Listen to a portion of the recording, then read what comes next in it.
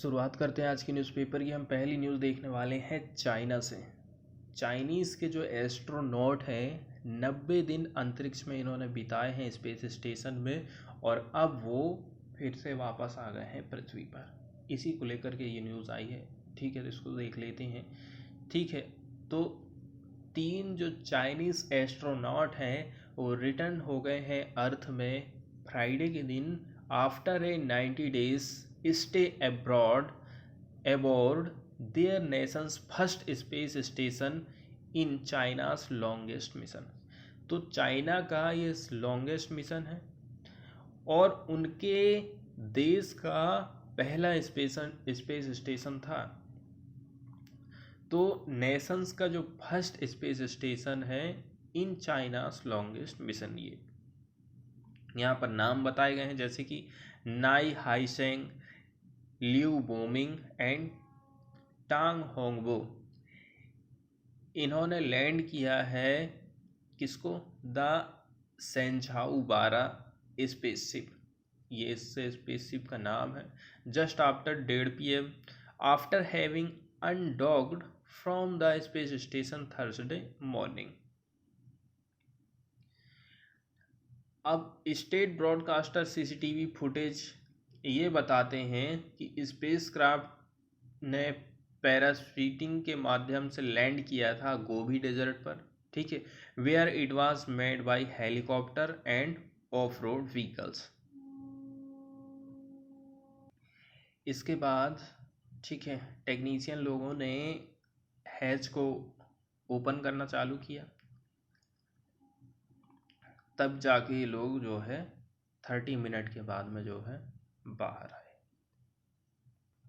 यहाँ पर Gobi desert news में रहा है, यदि इसके मैप को देखें ना तो कुछ हिस्सा इसका चाइना में पड़ता है और ज़्यादातर आप कह सकते हैं या फिर आधा आधा जो हिस्सा है वो मंगोलिया और चाइना में पड़ता है। तो यहीं पर इनका जो जिससे वो लोग रिटर्न हुए थे वो पृथ्वी पर गोबी के डेजर्ट में ही लैंड किया था। इसके बाद फॉरेन वाले पेज से ही इम्पोर्टेंट न्यूज़ यदि हम देखें तो वो ये आई है कि अमेरिका के जो राष्ट्रपति जो बाइडन हैं, इन्होंने ये घोषणा करी है कि हम मीथेन का जो उत्सर्जन हो रहा है उसमें कटौती करने वाले हैं। इसमें ES, UE, देखो यूरोपियन यूनियन और अमेरिका दोनों ने जो है इसमें पार्टिसिपेट किया था और दोनों ही इस बात को लेकर के एग्री हो गए हैं कि जो इमिशन हो रहा है हम उसको 1/3 कम कर देंगे। तो with about a month and a half to go before 26 conference of the parties COP26। तो COP26 अभी जो है आयोजित होने वाला है। ठीक है, इसके अलावा the UN climate conference in Glasgow, US के जो प्रेसिडेंट जो बाइडन हैं इन्होंने अनाउंस किया है द ग्लोबल मीथेन प्लेज, मतलब ग्लोबल मीथेन प्रतिज्ञा। मीथेन को लेकर के कुछ संकल्प या फिर वादे किए गए हैं। US और European led effort to cut methane emission by a third by the end of this decade. तो अभी आने वाला जो 10 साल है, 10 साल के अंत तक 1/3 हिस्सा मीथेन का जो उत्सर्जन हो रहा है उसको हम कम करेंगे, ऐसा US का कहना है। Mister Biden made the announcement at the major economies forum on energy and climate. ठीक है, ये अनाउंसमेंट कब आया? ये आया है मेजर इकोनॉमीज फोरम में on energy and climate, MEF में इन्होंने घोषणा करी है, जिसको होस्ट किया गया था virtually by the White House on Friday, in which leader from several countries and the EU as well as UN secretary Antonio Guterres और इंडिया की तरफ से इन्वायरमेंट जो मिनिस्टर हैं भूपेंद्र यादव इसमें शामिल थे। आगे इन्होंने इसके कुछ फायदे गिनाए हैं। This will not only rapidly reduce the rate of global warming but it will also produce a very valuable side benefit like improving public health and agriculture output. तो इनका कहना है कि इससे ना केवल ग्लोबल वार्मिंग कम होगी, दूसरी बात यह है लोगों का स्वास्थ्य भी अच्छा रहेगा, इसके साथ साथ में एग्रीकल्चर जो आउटपुट है वो भी हमको अच्छा मिलने वाला है, ऐसा इन्होंने इसके कुछ फायदे बताए। We are mobilising support to help developing countries that join and pledge to do something significant, pledge and seize this virtual opportunity. इसके अलावा ऐसी बात नहीं है कि केवल हम ही इसमें आगे आएँ, जो डेवलपिंग कंट्रीज हैं उनको भी आगे आना चाहिए, हम तो उनकी सहायता करने के लिए तैयार हैं ना, तो आप भी आओ, आगे बढ़ो और इस अपॉर्चुनिटी में पार्टिसिपेट करिए। ठीक है। मीथेन की यदि हम बात करें तो मीथेन एक प्रकार से ग्रीन हाउस गैस है, इस 80 times more potent then carbon dioxide in term of its global warming capacity. तो CO2 की तुलना में 80 गुना ज़्यादा क्षमता रखती है ये ग्लोबल वार्मिंग कैपेसिटी की। Approximately 40% of the methane emitted is from natural sources, 40% हिस्सा प्राकृतिक रूप से निकल रहा है और 60% जो हिस्सा है वो आ रहा है हमारे कारण से, हम लोग उसको उत्सर्जित करते हैं। ह्यूमन इन्फ्लुएंस सोर्सेस जिसमें शामिल है लाइव स्टॉक फार्मिंग हो गई, राइस का एग्रीकल्चर हो गया, बायोमास बर्निंग हो गई। ठीक है, इस प्रकार से ये प्रमुख रीजन रहे हैं मीथेन गैस के उत्सर्जन का।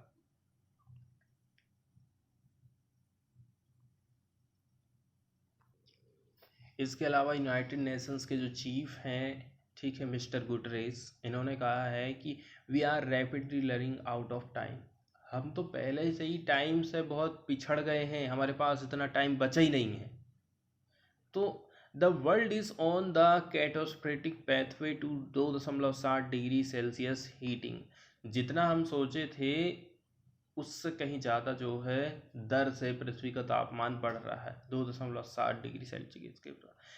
तो अब इससे क्या हो जाता है, हम COP26 करते रहते हैं, तो वो कौन से मतलब का जब पृथ्वी का तापमान इस गति से बढ़ रहा है। तो countries will meet in Glasgow in November to review progress since the Paris agreement 2015।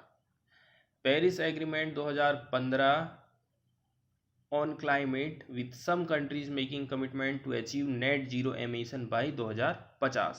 तो प्री इंडस्ट्रियल एरिया उस टाइम में जो टेम्परेचर था उस टेम्परेचर को हम जो है आने वाले टाइम में अचीव कर लेंगे, ऐसा कंट्रीज़ ने वचनबद्ध किया था। ठीक है, और कई कंट्रीज़ का तो ये भी कहना है कि हम 2050 तक नेट जीरो इमिशन करने लग जाएंगे, मतलब जितना हम उत्सर्जित करेंगे उतना ही हम एब्जॉर्ब कर लेंगे। तो जो पेरिस डील है वो सीख करती है to maintain temperature rises to under 2 degree Celsius. Paris जो एग्रीमेंट क्या है, अब सब किसी को तो बाध्य नहीं करता है, ठीक है, लेकिन फिर भी इसमें कुछ बातें ऐसी कही गई थी जैसे कि 2 डिग्री से कम ही आप रखो टेम्परेचर, तो वृद्धि हो रही है पृथ्वी की 1.5 डिग्री।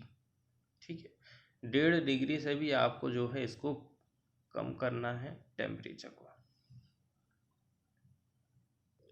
इसके अलावा इंडिया के क्या हाल है इस मामले में, तो देखो इंडिया कह रहा है हमने तो अभी इस प्रकार से कोई भी कमिटमेंट नहीं करे हैं कि हम कौन से साल आते आते तक नेट जीरो इमिशन करने वाले हैं। ठीक है, मतलब जितना हम CO2 उत्सर्जित करेंगे, जितनी हम ग्रीन हाउस गैसेस उत्सर्जित करेंगे उतनी ही हम एब्सॉर्ब कर लेंगे, ऐसी इंडिया की तरफ से कोई भी लिमिट नहीं रखी गई है। इंडिया का केवल ऐसा कहना है कि हम जो है 450 गीगावाट की जो रिन्यूएबल एनर्जी है उसको प्रोड्यूस करेंगे, 2030 इसका टारगेट रखा। इंडियन रेलवे ने भी नेट जीरो इमिशन का टारगेट रखा बाय दैट ईयर 2030 तक। लेकिन यदि कंप्लीटली इंडिया की बात करें तो ऐसा कोई कमिटमेंट इंडिया की तरफ से नहीं आया है। Some 130 countries are considering a net zero emission target by 2050। ठीक है, तो ज़्यादातर यदि कंट्रियों की हम बात करें ना तो उन्होंने 2050 का टारगेट रख लिया है कि हम इतना आते आते जो है नेट जीरो इमिशन में पहुंच जाएंगे। देखिए मैप वाले सेक्शन की यदि हम बात करें ना, तो न्यू कंट्री तो कोई आज न्यूज़ में नहीं रही है। तो एक हम काम करते हैं, वर्ल्ड के मैप में आज हम एशिया का मैप देख लेते हैं। ठीक है, एशिया का मैप देखेंगे, इम्पोर्टेंट जो जियोग्राफिक लोकेशन है उसको देखेंगे। ठीक है, सबसे पहले हम बात करते हैं कौन कौन से महासागर किधर पर पड़ते हैं एशिया महाद्वीप के। तो जो आप लाइट ग्रीन कलर देख रहे हो, ये बताता है एशिया महाद्वीप के मैप को। ठीक है, एशिया महाद्वीप के यदि आप जाओगे साउथ में, दक्षिण में, तो वो ये है इंडियन ओशियन, हिंद महासागर है। ठीक है, यदि आप एशिया के जाओगे पूरब की तरफ तो पड़ता है पैसिफिक ओशियन। ठीक है, और यदि आप जाओगे एशिया महाद्वीप के नॉर्थ की तरफ में, ठीक है, तो नॉर्थ की तरफ में यहाँ पर क्लियर नहीं दिख रहा है कि कौन सा ओशियन है। तो जो नॉर्थ वाला हिस्सा है ऊपर में है आर्कटिक ओशियन, यहाँ पर क्लियरली नहीं दिखाई दे रहा है। अब हमने तो देख लिया सबसे पहले महासागर एशिया महाद्वीप के। इसके बाद हम देखने वाले हैं, ठीक है, यूरोप और एशिया कैसे अलग होते हैं। तो दोनों वाइट कलर से जो दिख रहा है वो यूरोप है। तो ये आपको यूराल माउंटेन दिखाई दे रहा है ना, एक तो यूराल माउंटेन है जो कि सीमा बना रहा है यूरोप की, दूसरी सीमा बनती है कैस्पियन सागर के माध्यम से। ठीक है, इसके बाद जो सीमा बनती है वो बनती है मेडिटेरियन सी के माध्यम से। ठीक है, ये मेडिटेरियन सी हो गया, इसी के माध्यम से यहाँ पर एशिया और यूरोप की सीमा बनती है। और है ब्लैक सी, ठीक है, ये कैस्पियन सी और यूराल माउंटेन, ये सब मिला कर के यूरोप को एशिया से अलग करते हैं। इसके अलावा एक चीज़ और हमें देखना है कि जो एशिया महाद्वीप है और अफ्रीका महाद्वीप, दोनों के बीच में बाउंड्री का काम कौन करता है? रेड सी और स्वेज कैनाल। स्वेज नहर और लाल सागर मिलकर के दोनों अफ्रीका और एशिया को अलग करते हैं, बाउंड्री बनाते हैं, ये हमें ध्यान रखना है। देखो अभी हमने देख लिया यूरोप से, अभी हमने देख लिया अफ्रीका से एशिया किस प्रकार से अलग है। अब हम देखेंगे कि जो एशिया महाद्वीप है, ये पूरा एशिया महाद्वीप फैला हुआ है, ये अफ्रीका नॉर्थ अमेरिका से किस प्रकार से अलग है। तो ये बेरिंग स्ट्रेट है दोनों के मध्य में, जो कि नॉर्थ अमेरिका और एशिया को आपस में अलग करती है। इसके बाद यदि हम फ्रंट पेज में चलते हैं और न्यूज़ को देखें, तो पहली न्यूज़ आई है वो है वित्त मंत्री निर्मला सीतारमण ने लखनऊ में जीएसटी परिषद की 45वें नंबर की बैठक की इन्होंने अध्यक्षता की है। इसमें कुछ कुछ डिसीजन लिए गए हैं। ठीक है, तो कल शाम को जब हमने देखे थे तो तुरंत उसका कोई डिसीजन नहीं दिखाया गया था, बताया गया था कि बैठक शाम को ही कुछ चीज़ें बताएंगी कि आज कौन कौन सी बातों पर डिसीजन लिया गया। एक बात जो सामने आई थी वो ये आई थी कि अभी पेट्रोल डीजल को जीएसटी में शामिल करने का ये टाइम नहीं है, ऐसा वित्त मंत्री निर्मला सीतारमण ने कहा। अभी कमाई का टाइम चल रहा सरकार का, बढ़िया धकाधक कमाई चलने दो। तो पिछले बार की जो बैठक हुई थी उसमें कौन कौन से मेजर डिसीजन लिए गए थे? तो जून के महीने में हुई थी पिछली बार की बैठक।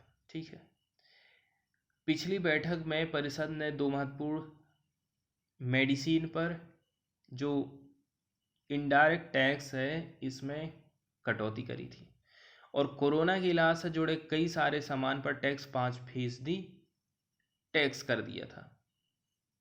कोरोना से रिलेटेड जो सामान थे उसको 5% कम 5% कर दिए थे। इसके साथ ही कोरोना वैक्सीन पर भी जीएसटी की दर 5% बरकरार रखने के लिए उसमें फैसला लिया गया था। ठीक है, तो जीएसटी परिषद की जो बैठक होती है उसका आखिर उद्देश्य क्या रहता है? जीएसटी बैठक में फैसले नॉर्मली जो है ना, राज्य और केंद्र सरकार के प्रतिनिधि दोनों आते हैं, दोनों की उसमें सहमति होती है तब जाके लिए जाते हैं। इससे हमारा जो संघवाद है उसको बढ़ावा मिलता है, उसको मजबूती मिलती है। ठीक है, जीएसटी की यदि हम बात करें तो हमारे देश में जीएसटी की व्यवस्था 1 जुलाई 2017 से लागू हुई थी। जीएसटी में केंद्रीय टैक्स जैसे कि उत्पाद शुल्क और राज्यों के शुल्क, मान के चलो वैट है, दोनों को समाहित कर दिया गया था। लेकिन पेट्रोल, डीजल, ठीक है, और भी कई सारी चीज़ें हैं, प्राकृतिक गैस हो गए, कच्चे तेल हो गए, को जीएसटी के दायरे से बाहर रखा गया था। इसी कारण से क्या हो जाता है, केंद्र सरकार और राज्य सरकार दोनों जमकर के टैक्स वसूलती हैं और मुट्ठी भर भर के कमाई करती हैं। इसके अलावा जीएसटी परिषद की यदि हम बात करें तो ये कॉन्स्टिट्यूशनल बॉडी है आर्टिकल 279A के तहत, for making recommendation to the union and state government on issues related to goods and service tax. तो गुड्स और सर्विस टैक्स से रिलेटेड जो भी इश्यूज हैं, ठीक है, तो for making recommendation to the union and state government, इससे रिलेटेड जो भी इशू आ रहे हैं उसके लिए एक प्रकार की बॉडी है डिसीजन मेकिंग। जीएसटी काउंसिल को चेयर्ड किया जाता है बाय यूनियन फाइनेंस मिनिस्टर, जैसे कि आज की न्यूज़ में भी हमने देखे थे। And other members are union state minister रहते हैं ऑफ रिवेन्यू या फिर finance, and ministers in charge of finance या फिर टैक्सेशन ऑफ ऑल स्टेट। इसके अलावा it is considered as federal body where both the centre and the state get due representation. बात वही है, दोनों की रिप्रेजेंटेशन हो रही, संघवाद को बढ़ावा मिल रहा है। कुछ कुछ जो महत्वपूर्ण डिसीजन इसमें लिए गए थे वो ये ऐसा था कि पहले जीएसटी में कुछ रियायत दी गई थी कोरोना से रिलेटेड दवाओं को, उसकी एक डेट निर्धारित कर दी गई थी कि इस पीरियड से लेकर इस पीरियड तक हम जो है जीएसटी में रियायत आपको देंगे, ताकि लोगों को सही लाभ मिल सके, कम में उनका इलाज हो सके, ठीक है। अब वो जो डेट थी उसको इन्होंने 31 दिसंबर तक बढ़ाने का फैसला कर लिया है। पहले ये 30 सितंबर तक लागू थी, अब इस छूट को उन्होंने 31 दिसंबर 2021 तक बढ़ा दिया है। ध्यान ये रखना है कि ये जो छूट दी जा रही है सिर्फ दवाओं में मिलेगी। पहले जो लिस्ट जारी की गई थी उसमें कोई तरह के दूसरे कई प्रकार के उपकरण भी शामिल थे, लेकिन अब कहा है सरकार ने कि हम केवल अब दवाओं पर देंगे, ठीक है। कुछ जीवन रक्षक दवाएं हैं जो बहुत महंगी हैं, जो बच्चों के लिए ज़्यादा इस्तेमाल की जाती हैं, ये कोरोना से संबंधित नहीं है। ऐसी ड्रग्स को जीएसटी से छूट दे दी गई है, इस पर अब जीएसटी हम नहीं लगाएंगे। जोलगेंसमा और विल्टेप्सो ऐसे ही दो महत्वपूर्ण ड्रग हैं, इन पर जीएसटी अब नहीं लगेगी, ठीक है। एम्फोटेरिसिन बी और एस्लूजुमेब पर जीएसटी नहीं लगेगा, ठीक। उनका कहना है कि रेमडेसिविर और हेपरिन 5% जीएसटी लगेगा। ये छूट 31 दिसंबर 2021 तक जारी रहेगी। इसके अलावा कैंसर में यूज आने वाली दवाओं पर लगने वाली जीएसटी की दर को भी कम कर दिया गया है, ठीक है, 12% से 5%। इसके अलावा डिपार्टमेंट ऑफ फार्मास्यूटिकल दवा द्वारा सुझाई गई 7 दवाइयों पर लगने वाली जीएसटी दरों को भी कम कर दिया गया है। बायोडीजल पर 12% से 5% जीएसटी कर दी गई है। इसके बाद वाली न्यूज़ हम देखने वाले हैं फ्रंट पेज की, SCO, ठीक है, संघाई कोऑपरेशन ऑर्गेनाइजेशन से ये रिलेटेड ये न्यूज़ आई है। संघाई कोऑपरेशन ऑर्गेनाइजेशन, ठीक है, इसमें पीएम मोदी ने कौन कौन से मेन मुद्दे उठाए थे उसी को लेकर के ये न्यूज़ आई है। इन्होंने अफ़गानिस्तान पर मेन फोकस किया। दूसरा फोकस था इनका टेरर पर, आतंकवाद पर। आतंकवाद को हमें कम करना है, कैसे मिलकर के हम लड़ सकते हैं, क्या हमको हमारी सोच होना चाहिए, ठीक है। दूसरी बात यह है अफ़गानिस्तान की कंडीशन अच्छी नहीं है, इनका कहना है, ठीक है, क्योंकि इकोनॉमिक एक्टिविटी लगभग वहाँ बंद पड़ गई है, तो इसी के चलते चलते वहाँ की जो जनता है वो बहुत परेशान है। इसके अलावा वहाँ जो पॉलिटिकल चेंज आए हैं उसमें लोग तो इन्वॉल्व हैं नहीं, तालिबान ने वहाँ पर राजनीतिक सत्ता हासिल कर ली है। तो इसी प्रकार की बातें इन्होंने कही थी एससीओ में।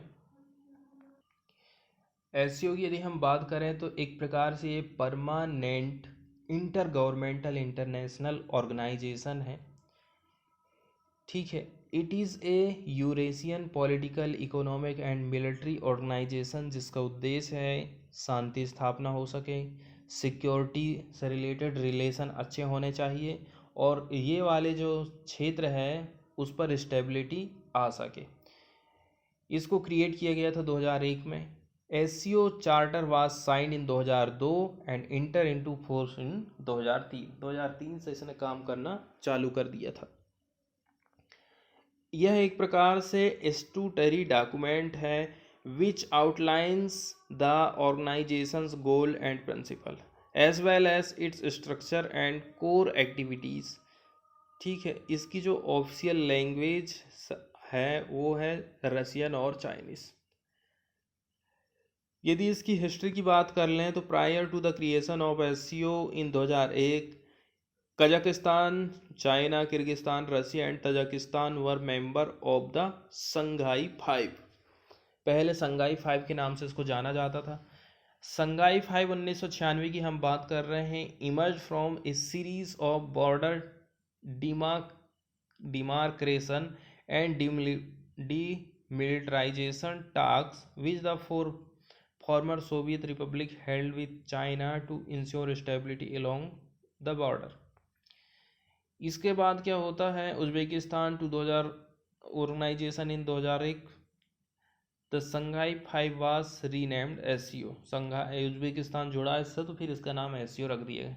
इंडिया और पाकिस्तान इसके मेंबर बने थे 2017 से। मेंबरशिप की यदि हम बात करें तो टोटल 8 सदस्य यहाँ पर बताए गए हैं। कजाकिस्तान, चाइना, किर्गिस्तान, रसिया, तजिकिस्तान, उज्बेकिस्तान, इंडिया और पाकिस्तान। इसमें अफगानिस्तान, बेलारूस, ईरान और मंगोलिया ऑब्जर्वर स्टेट हैं। डायलॉग पार्टनर हैं अजरबैजान, आर्मेनिया, कंबोडिया, नेपाल, तुर्की और श्रीलंका। कल हमने इंडियन वाले मैप में देखे थे इंडिया की पूरे वर्ल्ड में जियोग्राफिक लोकेशन कहाँ पर है। ठीक है, कौन कौन से देशों के साथ में इंडिया अपनी बाउंड्री को शेयर कर रहा है। अब हम ये देखेंगे कि कौन से फॉरेन कंट्री के साथ कौन सा स्टेट अपनी बाउंड्री को शेयर करता है। ठीक है, सबसे पहले हम ऊपर से शुरुआत करते हैं अफगानिस्तान से। अफगानिस्तान छोटी सी बाउंड्री शेयर करता है, ठीक है, जम्मू एंड कश्मीर के साथ में, ये यहाँ पर।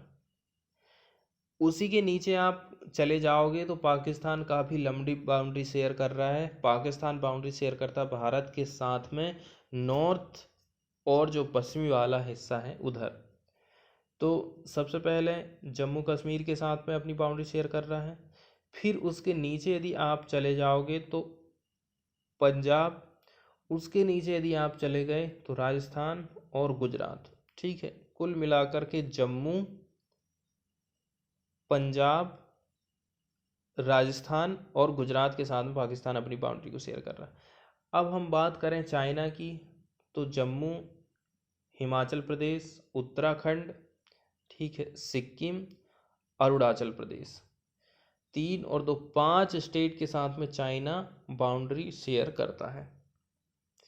इसके बाद आपको देखना है नेपाल को। नेपाल किस किस के साथ अपनी बाउंड्री को शेयर कर रहा है।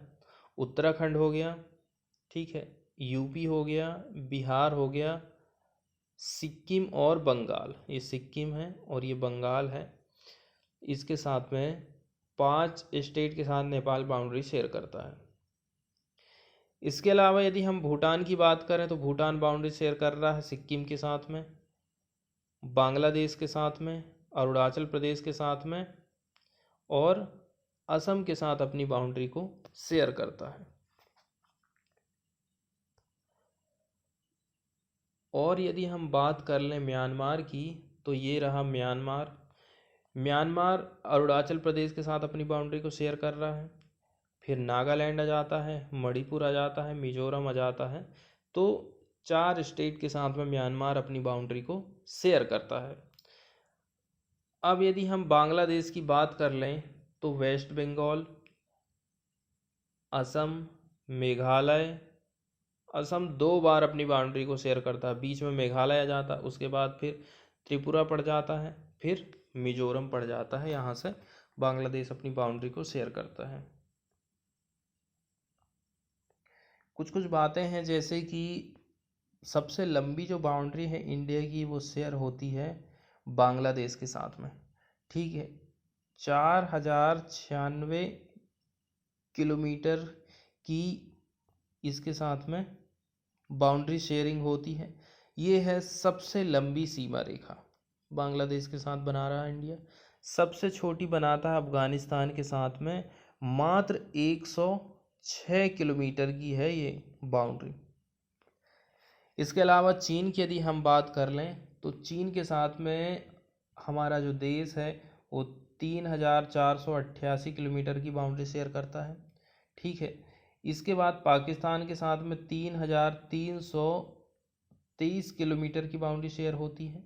1751 किलोमीटर की बाउंड्री शेयर होती है नेपाल के साथ में, और 1643 किलोमीटर की जो बाउंड्री है वो म्यांमार के साथ में भारत शेयर करता है। और यदि हम बात कर लें भूटान के साथ में तो 699 किलोमीटर की बाउंड्री शेयर होती है। टोटल जो बाउंड्री वाली एरिया हो गई हमारी वो हो गई 15,106 किलोमीटर।